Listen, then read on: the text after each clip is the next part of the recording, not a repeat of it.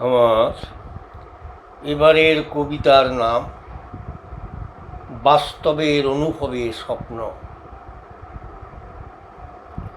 চক্রায়ুধের বুকে দাগ দিয়ে দিয়ে যে ইতিহাস নিরন্তর করে গেছে, আমার ভগ্ন পাজরের ফিনকি দিয়ে পড়া রক্তের ফোঁটা ফোঁটা দাগ সেদিনের রথের চাকাকে দিয়েছে রাঙিয়ে। অবাক কিন্তু ভয় পাইনি আমি, দেখেছি পুণ্যশালার ফাঁকে ফাঁকে পাংশুল বিবর্ণতা নিয়ে নরকঙ্কালের মিছিল ছাপিয়ে দিয়েছে বর্বর প্রাচুর্য। পায়ের তলায় মুষড়ে পড়া সরীসৃপের মতো দৃষ্টিশক্তি আমার বিষিয়ে দিয়েছে মনের আস্তরণে তীক্ষ্ণ বাণের নির্ভেজাল জ্বালা।